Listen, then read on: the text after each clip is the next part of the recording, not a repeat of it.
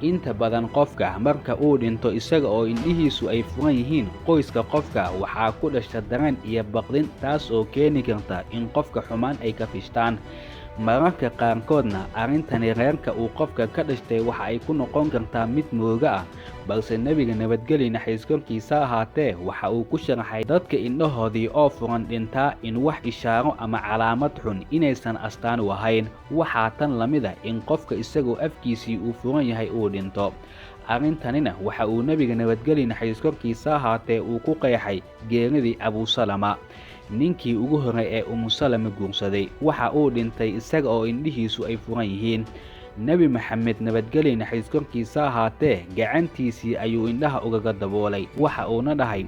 qofka marka ay ruuxda ka bixi rabto indhihiisu waxa ay si toos ah u daawanayaan ka bixitaanka ruuxda ee jinka qofkana isaga oo daawashada ku sugan haddii ruuxda sida ay ugaga baxdo isaga oo daawanaya awood dambe uma uu yeelanayo in indhaha uu isku qabto maadaama ruuxdii ay baxday waxaase sunno ah in dadka sidaasi ku dhintaa indhahoodii la isku daboolo haddii afku u furan yahayna waa in qofka afkiisii la isku qabtaa xadiiska waxaa sidoo kale uu tilmaamaya abusalama marka uu sidaasi ku dhintay qaar ka mid ah reerkiisii ayaa waxa ay bilaabeen inay cabaadaan ama ay qayliyaan kolkaas ayaa nebiga nabadgelyo naxariis korkiisa ahaatee waxa uu dhahay qofka haddii uu dhinto wax wanaagsan oo keliya ka sheega waayo malaa'iguhu xaaladaasi hadalladiinu waxa ay odhanayaan aamiin aamiinta malaa'iguhuna waa mid alle xaggii laga aqbalo waxa uuna ku daray nebiga duco ilaahayow u dembi dhaaf abusalama darajadiisuna kor u qaad ilaahayow dadka uu gadaashiisii ka tagay khaliif uga noqo dabcan caruurtiisa ilaahayow qabrigana u waasici sidoo kalena qabriga u iftiimi waxaa laga fahmayaa xadiiska in qofka marka uu dhinto eheladiisii waa inaysan xumaan ama waxyaabo waswaaso keeni karaa qofka aysan uga fekerin qofkuna waa in gadaashiisii duco uu ku caabiyaa waxaana halkaa uu nebiga ku burburiyey khuraafaadkii dadku ay ka rumaysnaayeen dadka siyaabo gaar ah lagu arko marka ay dhimanayaan ama xaaladda sakaraatulmowdka ay ku sugan yihiin qofka dhintay sideediiba waxaa wanaagsan in 3 shay loogu duceeyo in marxuumkaasi shakhsi ahaan alle dembi dhaaf loo weydiiyo iyo in marxuumkaasi darajadiisii aakhiro uu alle u siyaadiyo iyo in marxuumkaasi awlaadda ka dambaysa alle uu kaafiyo sida dabiiciga ahna dadka marxaladda ugu horeysa ee qof ay jecel yihiin uu dhinto dadka waxaa soo wajaha cabsi iyo niyajab aad u weyn dadka qaarkoodse xaaladaasi ma aha kuwa iscelin karaa waxaase muhiima qofka dhintay mar dambe maadaama uusan soo noqon doonin in qofka uu ka fakaro geerida casharna uu ka qaato maadaama isaguna maalin un wax sugaya ay tahay qof kasta oo muslim ah ee dhintana 5 shay in loo sameeyo waa fardu kifaaya iyo xaq qofka muslimka uu ku leeyahay walaalkiisa kale qofka meydka in jirkiisii la dhaqo waa in qofka biyo nadiif ah oo aan kululayn ama zaa'id qabow aanan u ahayn waa in qofka loogu qubeeyaa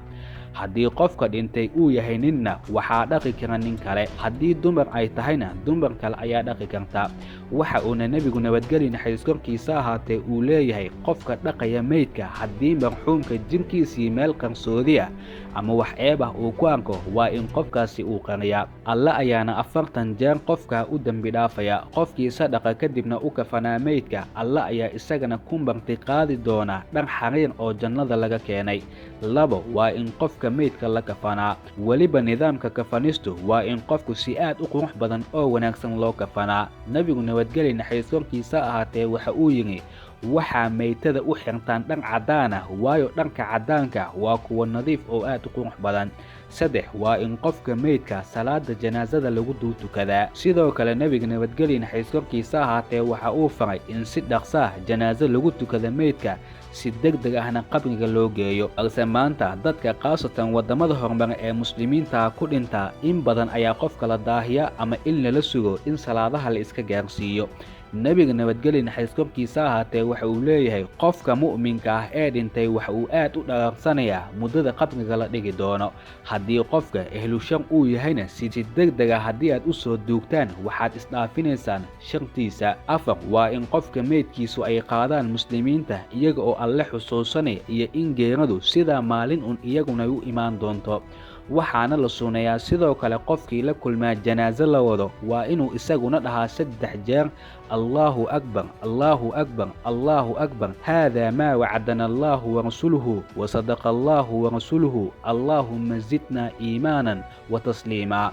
5 waa in qofka qabriga la dhaxdhiga waa in sidoo kale iyada oo loo duceynayo carada lagu shubaa qof walba ay 5 wasiifo ee walaalkii muslimka uu leeyahay sameeya waxa uu alle u qoraa ajar aad u weyn haddii waxyaabahan dadku ay sameyn waayaanna qof kamid ah xitaa deegaankaas dadka ku nool oo dhan waxa ay noqonayaan dad dambiiliyaal ah ugu dambeyn waxaa sunnaa in marxuumka ehelkiisii loo tacsiyadeeyo sida nabi maxamed nabadgelyo naxariis korkiisa ahaatee uu sameyn jiray waxaa intaa kadib qofka marxuumka wanaagsan in gadaashiisii duco iyo yaasiin loo akhriyo kullu nafsin dhaa'iqatul mawt wa innamaa tuwaffawna ujurakum yawmal qiyaamah فمن